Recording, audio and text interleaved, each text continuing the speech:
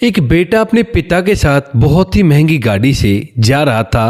तभी अचानक से सिग्नल पर भीख मांगने वाली एक महिला पर बेटे की नजर पड़ती है और वह देखते ही उसे पहचान लेता है। वह महिला कोई और नहीं उसकी सगी माँ थी। और जब वह महिला भी उस लड़के को देखती है तो वह भी देखकर उसे पहचान लेती है और उसकी तरफ आने लगती है। लेकिन बेटा उसकी तरफ बिल्कुल भी नहीं देखता है और उसका पिता भी अपनी पत्नी को देख लेता है। लेकिन उसके बाद भी वह अपने बेटे से कहता है, बेटा चलो आगे बढ़ो, ये सब कुछ एक धोखा है। ऐसा कहकर जो बाप होता है वह अपने बेटे को आगे ले जाता है और उसके बाद वह महिला उनके पीछे भागती हुई रह जाती है, जो कि वहां सिग्नल पर भीख मांगने पर आज मजबूर हो गई थी। कौन थी वह महिला और किस वजह से एक बेटा अपनी मां को भीख मांगता हुआ छोड़कर अपने पिता के साथ गाड़ी में बैठकर वहां से आगे चला गया? पूरी सच्चाई के बारे में जानने के लिए वीडियो को अंत तक जरूर देखें। नमस्कार दोस्तों, मेरा नाम है जीतू और आप लोग देख रहे हो ब्रेन डिमांड चैनल। वीडियो को ज़्यादा से ज़्यादा शेयर करें और चैनल को सब्सक्राइब करना ना भूलें ताकि मेरा हौसला बढ़ता रहे। राजस्थान के एक छोटे से गांव में एक अरुण नाम का लड़का रहा करता है, जिसका घर में कोई भी नहीं है, यानी कि वो पूरी तरह से अनाथ है और अपने जीवन को गांव वालों के सहारे से व्यतीत किया करता है। पड़ोस का एक व्यक्ति है जिसका थोड़ा बहुत काम करवा दिया करता है और वो उसे खाने पीने के लिए दे दिया करता है।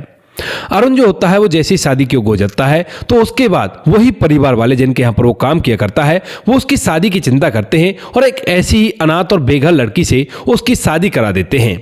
यहाँ पर जिस लड़की से उसकी शादी हुई थी उसका नाम मीरा होता है। और जब अरुण मीरा को पाता है तो उसके बाद वह सोचता है कि अब हम अपनी फैमिली की शुरुआत अच्छी तरह से करेंगे और अपने जीवन को एक नई उम्मीद के साथ जिएंगे। इसी वजह से जब मीरा से उसकी शादी हो जाती है तो यहाँ पर वह मीरा से बेइंतहा प्यार करने लगता है और कहता है कि मीरा देखो, हम ना अपनी जिंदगी को एक अलग तरीके से जिएंगे, क्योंकि तुम्हारा भी कोई परिवार नहीं है, मेरा भी कोई परिवार नहीं है।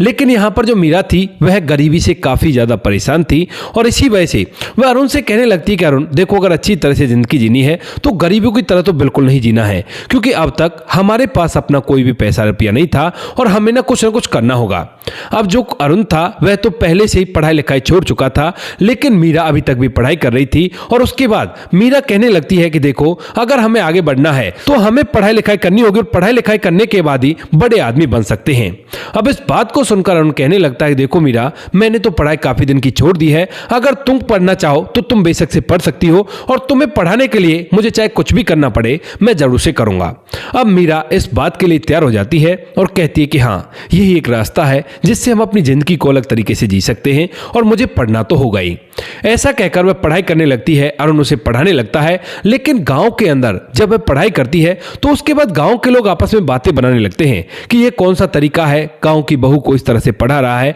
और ऐसा बिल्कुल भी ठीक नहीं है, क्योंकि ये बातें आज से काफी साल पहले की थी और उस टाइम पर ये बातें कुछ ज्यादा ही पीक पर रहा करती थी। यानी कि किसी घर में अगर बहू पढ़ने के लिए जाए तो तरह तरह के आडंबर खड़े हो जाया करते थे। अब इन आडंबरों को देखते हुए यहाँ पर अरुण और मीरा दोनों के दोनों काफी ज्यादा परेशान होते हैं और गांव के लोग उनके घर तक भी कहने के लिए आने लगते हैं। इसके बाद जो अरुण होता है वह सोचता है कि उसे अपनी पत्नी को पढ़ाना है, क्योंकि वह उससे प्यार किया करता था और इसीलिए वह उसे लेकर वहां से पास ही के शहर जयपुर में चला जाता है और वहां पर रहने लगता है। जयपुर में वो किराए का कमरा लेता है और वहीं पर अपनी पत्नी को पढ़ाता है। पहले तो एक कंपनी में नौकरी करता है, नौकरी करके अपनी पत्नी को भी पढ़ाता है, घर का काम भी चलाता है और धीरे धीरे समय बीतता है। लेकिन समय के साथ साथ जो उसकी पत्नी मीरा होती है वह प्रेग्नेंट हो जाती है और उसने एक बच्चे को जन्म दिया था। अब जैसे उसने बच्चे को जन्म दिया था तो उसके बाद घर का खर्च और भी ज्यादा बढ़ जाता है, क्योंकि बच्चे की देखरेख भी, साथ में पत्नी की पढ़ाई और घर का खर्च भी निकालना। तो इसी वजह से जो लड़का होता है अरुण, वह सोचता है कि क्यों ना इससे अच्छा मैं मेहनत मजदूरी कर लेता हूं, क्योंकि मजदूरी अच्छी खासी मिल जाया करती थी और रोज के रोज मिल जाया करती थी। तो वह सोचता है कि ऐसा कर लेता हूं, इससे बहुत अच्छा रहेगा और मैं मेहनत मजदूरी करके अपनी पत्नी को भी पढ़ाता हूं, बच्चे को भी पाल लूंगा, घर का खर्च भी चला लूंगा। ऐसा सोचकर वह मेहनत मजदूरी करने लगता है और मेहनत मजदूरी करके अपने बच्चे की परवरिश करता है, साथ में अपनी पत्नी को आगे पढ़ाता लिखाता है। धीरे धीरे उसका सपना पूरा होता है। उसकी पत्नी पढ़ लिख कर एक प्राइवेट स्कूल में टीचर लग जाती है। स्कूल बहुत बड़ा था और जब उस स्कूल में वो टीचर लग जाती है तो यहाँ पर पति की खुशी का कोई ठिकाना नहीं होता है, क्योंकि उसने आज तक ऐसी नौकरी की संभावना भी नहीं देखी थी कि ऐसी भी कोई नौकरी भला मिल सकती है। यहाँ पर पत्नी उसमें लगकर वो भी बड़ी खुश होती है और कहती है कि देखो अब हमारे अच्छे दिन स्टार्ट हो जाएंगे और अब मैं स्कूल में काम करने के लिए जाया करती हूँ ना, तो कुछ ही दिनों की बात है और उसके बाद मैं खुद से पूरे घर का खर्च संभाल लूंगी। ऐसा कहकर पत्नी काम करने लगती है, लेकिन धीरे धीरे जैसे ही इन बातों को लगभग 1 महीना बीतता है तो 1 महीने के अंदर पत्नी के तेवर पूरी तरह से बदल जाते हैं और वह अब घर के अंदर जब आया करती है तो अपने पति से अजीब सी नफरत सी किया करती है, क्योंकि वह मजदूरी कर कर आया करता है, शरीर से पसीने की बदबू आया करती है और उसको देखकर नाक भी चढ़ाया करती है। अब जो अरुण होता है वह समझता है कि कोई बात नहीं, पत्नी अभी कामयाब हो गई है तो इस वजह से ये ऐसे लोगों में नहीं रहा करती ना, तो ऐसा किया करती है। लेकिन पत्नी के दिमाग में कुछ और ही चल रहा था। दरअसल यहाँ पर पत्नी जिस स्कूल में काम किया करती थी उसी स्कूल का जो प्रिंसिपल होता है वह जवान लड़का था और जब वह उसके पास काम करने के लिए जाती है तो यहाँ पर वह उस पर डोरे डालता है और उसको ढेर सारे सपने दिखाता है, अपने बारे में बताता है कि उसके पास कितना पैसा है। और इन सभी बातों को सुनने के बाद जो उसकी पत्नी होती है मीरा, वह अब उसके साथ रहने का फैसला कर लेती है और अपने पति को छोड़ने का फैसला करती है, क्योंकि उसके साथ तो रहकर वह जिंदगी भर गरीबी रहेगी, चाहे कितना ही कमा ले, लेकिन इतने पैसे उसके पास नहीं आ सकते जितना कि उस लड़के के पास है जो कि प्रिंसिपल है और उसके पास अच्छा खासा रुपया पैसा है। दरअसल जो प्रिंसिपल होता है उसका नाम अजय होता है और अजय की जो पहली पत्नी थी वह किसी कारण से इस दुनिया को छोड़कर चली गई थी और उसके बाद अजय इससे दूसरी शादी करना चाहता है ताकि उसका घर बसा रहे और उसकी जिंदगी भी आराम से व्यतीत हो सके। इसी तरह से अजय ने उसे फंसा लिया था और यहाँ पर जो मीरा होती है वह भी उसके चंगुल में फंस जाती है। तभी एक दिन की बात होती है जब शाम के समय मीरा वापस लौटती है, स्कूल से लेट आती है, तो उसका पति पूछने लगता है कि इतनी लेट कहाँ रह गई। तो वह एकदम से कहने लगती है कि तुम होते कौन हो ये पूछने वाले कि मैं कहाँ रह गई और क्या कर रही हूँ, मेरा जो मन करेगा वो मैं करूंगी, तुम जैसे मजदूर को मुझे कोई भी सफाई देने की जरूरत नहीं है। अब इस बात को सुनते ही जो पति अरुण होता है, जो कि उससे प्यार किया करता था, वह एकदम से हैरान हो जाता है और उसकी आंखें फटी के फटी रह जाती हैं। कहने लगता है कि मीरा ये तुम क्या कह रही हो, हम दोनों पति पत्नी हैं और हम दोनों एक दूसरे से प्यार भी किया करते हैं, तो इसका मतलब ये नहीं कि तुम ऐसी बातें करोगी। इस बात को सुनकर मीरा पर कोई भी फर्क नहीं पड़ता और वो कहती है कि मैं थकी हुई हूँ और मैं आराम करने के लिए जा रही हूँ। लेकिन अरुण एकदम से उसे रोकता है और कहता है कि रुको, अभी के अभी ये बताओ कि आखिर चल क्या रहा है, क्योंकि काफी दिनों से मैं नोटिस कर रहा हूं तुम लेट भी आया करती हो और मेरी तरफ बिल्कुल भी ध्यान नहीं दिया करती हो। घर में भी जितनी देर रहा करती हो उतनी देर इस फोन में ही लगी रहा करती हो जो फोन तुम्हारे पास है। आखिर क्या कारण है जो तुम इतनी बदल गई हो? कई बार तो बच्चा भी तुम्हें बुलाता बुलाता रह जाता है, लेकिन तुम उसके पास तक नहीं जाती और उसको टाइम भी नहीं दे पाती हो। बच्चे को भी मैं ही देख रहा हूं। इस बात को सुनकर जो मीरा होती है वो एकदम से अपना आपा खो देती है और कहने लगती है कि हाँ, मैं तुमसे दूर होना चाहती हूं और मुझे तुमसे तलाक चाहिए, इसी वजह से मैं सब कुछ कर रही हूं। इस बात को सुनकर जो अरुण होता है उसके पैर तले से जमीन खिसक जाती है और इस बात को सुनते ही यहां पर अरुण कहने लगता है कि क्यों, क्या हुआ ऐसा, तुम मुझे तलाक क्यों देना चाहती हो? तो उसके बाद जो मीरा होती है वो पूरी बात बता देती है। कहती है कि अरुण देखो, प्रैक्टिकल होने की बात है, ये बताओ मैं तुम्हारे साथ रहकर कब ऐसो आराम से जिंदगी जी सकती हूँ, लेकिन अब फिलहाल मुझे कदर करने वाला एक और कर्जदार मिल गया है जो कि मेरे स्कूल का प्रिंसिपल है और उसके पास अच्छा खासा रुपया पैसा है, करोड़ों की आमदनी है और वो मुझे अच्छी तरह से रख सकता है। अब पति जो कि उससे प्यार किया करता था वह हैरान तो होता है, लेकिन जब अपनी पत्नी की आंखों में दौलत की अंधी चमक देखता है तो उसके बाद कहता है कि ठीक है, अगर ऐसी बात है तो तुम ये बात मुझे प्यार से बता सकती थी, मैं चुपचाप ही तुमसे अलग हो जाता, मैं कहां तुम्हें रोकने वाला था। इस बात को सुनकर मीरा को विश्वास नहीं होता है। अरुण मुस्कुराते हुए कहता है कि कोई बात नहीं, तुम ऐसा करना, फिलहाल चाहो तो फिलहाल ही जा सकती हो और अपने तलाक के पेपर बनवा कर मेरे पास ले आना, मैं उनको साइन कर दूंगा। ऐसा कहकर जो अरुण होता है वह उसे खुली आजादी दे देता है और इस बात को सुनकर जो मीरा होती है वह एकदम से खुश हो जाती है। कहती है कि सच में अरुण तुम ऐसा कर रहे हो? तो वह कहता है कि हाँ मीरा, मैं ऐसा ही कर रहा हूं और रही बात बच्चों की मैं ही पाल लूंगा, तुम अपनी जिंदगी में खुश रहो, अगर तुम वहां पर खुश रह सकती हो तो मैं तुम्हें बिल्कुल भी रोकने वाला नहीं हूं।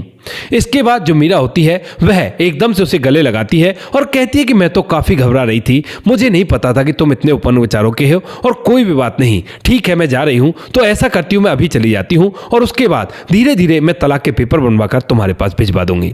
यहां पर जो पत्नी होती है मीरा, वह अपना सारा सामान पैक करती है और बच्चे को वहीं पर छोड़कर वहां से चली जाती है। फिलहाल चूंकि रात हो चुकी थी और बच्चा सो रहा था तो इसी वजह से बच्चे को कोई पता नहीं होता है, लेकिन जब मीरा वहां से चली जाती है तो अरुण एकदम से फूट फूट कर रोने लगता है, क्योंकि गांव के लोग उससे कहा करते थे कि पत्नी को अगर पढ़ाएगा तो उसके पास पावर आएगी और इस पावर की वजह से वो तुम्हें ही छोड़कर चली जाएगी। ये बहुत ही गलत है। लेकिन अरुण मीरा के प्यार में इतना अंधा हो गया था, उसने बिल्कुल भी नहीं सोचा कि ये जो लोग कह रहे हैं वो तजुर्बे के हिसाब से कह रहे हैं, लेकिन उसने अपने प्यार को प्रेफर दिया और उसी वजह से अपनी पत्नी को पढ़ाया। इसके बाद यह इन बातों को सोच सोच कर रात भर रोता रहता है, लेकिन सुबह तक वो दृढ़ होने का फैसला करता है और सोचता है कि कोई बात नहीं, पत्नी तो छोड़कर चली गई, लेकिन मेरे पास मेरा बच्चा है और उसी के सारे अपने जीवन को जीऊंगा। सुबह सुबह जैसे बच्चे की आंख खुलती है तो वह एकदम से कहने लगता है कि पापा मम्मा कहाँ है। लेकिन पिता जो होता है वह उसकी तरफ देखता है और उससे कुछ नहीं कह पाता है वह किस मुंह से बताए कि मम्मा कहाँ गई है। तो वह कह देता है कि बेटा माँ तो कहीं घूमने के लिए गई है और वो कुछ दिनों बाद लौटेगी, इतने दिन पापा और बेटा दोनों एक साथ रहेंगे। ऐसा कहकर वह अपने बेटे को चुप करा देता है। लेकिन जो बेटा होता है वह उनके झगड़े के बारे में जानता था, भले ही वह अभी काफी छोटा था, लेकिन उसे पता था कि जो माँ है वो पिताजी से बिल्कुल भी बातचीत नहीं किया करती है और दोनों अजनबी की तरह रहा करते हैं। थोड़ी थोड़ी बातें उसकी समझ में आ रही थी, हालांकि पूरी तो नहीं आ रही थी। और उसके बाद जो पिता होता है वह अपने बच्चे को पालने लगता है।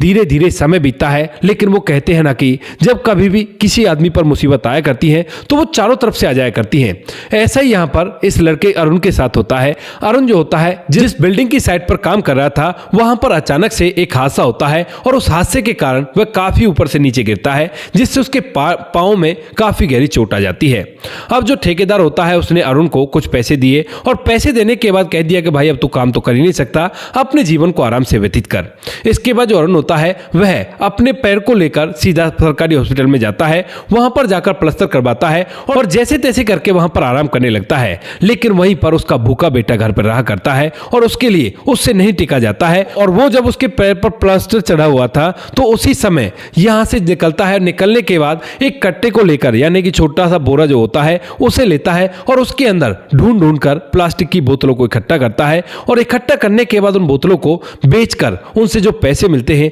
उन पैसों से अपने बेटे के लिए खाना लेकर जाता है और साथ में कहता है कि बेटा अपनी पढ़ाई लिखाई पर गौर देना। धीरे धीरे समय बीता है और समय के साथ साथ यहां पर जो अरुण होता है उसका पैर ठीक तो हो जाता है, लेकिन वो इतनी अच्छी तरह से ठीक नहीं हो पाता है और ऐसा हो गया है कि अब वो ज्यादा मेहनत का काम नहीं कर सकता। तो अब जो अरुण होता है वो इसी काम को करता है, यानी कि कबाड़ा उठाया करता और कबाड़ा उठाने के बाद उसे बेचकर अपने बच्चे के लिए खाना पीना लाया करता और उसकी पढ़ाई लिखाई करवाता है। मन ही मन उसने तय कर लिया था कि बच्चे को अच्छी तरह से पढ़ाना है और पढ़ा लिखा कर इसे कामयाब बनाना है। धीरे धीरे बच्चा बड़ा होता है, पढ़ाई लिखाई भी करता है और अपने पिता के हिसाब से उसी तरह से जिंदगी को जीता है, यानी कि जिस तरह से पिता संघर्ष किया करता है तो वो उसके संघर्षों को समझा करता है और थोड़े सामान में अपना गुजारा किया करता है। इधर जो उसकी पत्नी मीरा होती है वह भी उस व्यक्ति के साथ अपने जीवन को जीने लगती है। वहां पर उसे एक बच्चा होता है, लेकिन चूंकि अब उसके पति के पास ढेर सारा रुपया पैसा है तो उसके बच्चे के लिए जो भी सामान वो मुंह से निकाला करता उससे कहीं ज्यादा सामान उसके पास आ जाया करता और वो बड़े ऐशो आराम की जिंदगी जीता है। मीरा अपनी जिंदगी को जीकर बड़ी खुश होती है, यहां तक कि कभी कभी अरुण जब कबाड़ा बीनता रहा करता तो मीरा अपने पति के साथ गाड़ी में बैठकर वहां से निकला करती और अरुण की तरफ देखकर मुस्कुरा दिया करती, यानी कि जैसे वो कह रही हो कि देखो तुम तो कबाड़ा बीनने पर आ गए और मैं अब बहुत बड़ी गाड़ी में घूमा करती हूं। अरुण जो होता है इस बात को देखता है और देखने के बाद एकदम से उसकी आंखों में आंसू आ जाते हैं और धीरे धीरे समय बीतता है। समय के साथ साथ इन बातों को लगभग 18 से 19 साल बीत जाते हैं और 18-19 साल में यहाँ पर जो अरुण होता है वह बुजुर्ग हो चला है और घर के अंदर बैठा रहा करता है। हालांकि उसकी तबीयत काफी ज्यादा खराब है, लेकिन फिर भी जो उसका बेटा है वो धीरे धीरे कामयाबी की सीढ़ियों पर चढ़ चुका है और अब वह एक मल्टीनेशनल कंपनी में काम करने लगा है। जैसे वो काम करने लगता है और पहले महीने की उसे सैलरी मिलती है तो उसके बाद उसी छोटे से कमरे में आता है जो कि किराए का कमरा है और वहां पर पहली सैलरी को लाकर अपने पिता के हाथ में रखता है। कहता है कि पिताजी ये लो पहली सैलरी और आज से ना हमारे बुरे दिन खत्म हो गए और अब आपको अच्छी तरह से रहना है। उसके बाद जो अरुण होता है वह अपने बेटे के सर पर हाथ फेरता है और कहता है कि बेटा शाबाश, इसी तरह से आगे बढ़ते रहो और अपनी जिंदगी को आराम से व्यतीत करो। यहाँ पर अरुण का बेटा जो अमन होता है वह उस कंपनी में काम करता है और काम करने के साथ साथ उसे अच्छा खासा रुपया पैसा मिलता है और उस रुपये पैसे पैसे से उन दोनों बाप बेटों की किस्मत ही बदल जाती है। पिता जो होता है वह अब अच्छे खासे कपड़े पहना करता है और अच्छी तरह से उसका ट्रीटमेंट हो चुका है और वह अब बहुत बड़ी गाड़ी में घूमा भी करता है। इधर यहाँ पर जो उसकी पत्नी मीरा होती है, जिसने उसे छोड़कर एक अमीर जादे से शादी की थी, उसकी जिंदगी पूरी तरह से बद से बदतर हो जाती है, क्योंकि जो उनका बेटा था वह अब जवान हो गया था और जवान होने के साथ साथ ही उसके अंदर काफी सारी गलत आदतें आ चुकी थी, क्योंकि उसके पास तो अच्छा खासा रुपया पैसा था ना, और उसकी परवरिश भी इस तरह से हुई थी कि उसे तो फूलों के सेज पर सुलाया गया था और उससे कहा गया था कि तू जो भी मांगेगा तुझे वो मिल जाएगा। तो इसी वजह से बड़ा होने के साथ साथ उसकी गंदी आदतें बढ़ जाती हैं और इसी वजह से वह अपने पिता को पूरी तरह से बर्बाद कर देता है। जब पिता बर्बाद हो जाता है तो उसे एकदम से इस बात का बहुत गहरा झटका लगता है और इसी वजह से वह इस दुनिया को छोड़कर चला जाता है। लेकिन जब उस बच्चे का पिता भी इस दुनिया को छोड़कर चला जाता है तो उसके बाद भी उस पर बिल्कुल भी इस बात का कोई भी फर्क नहीं पड़ता।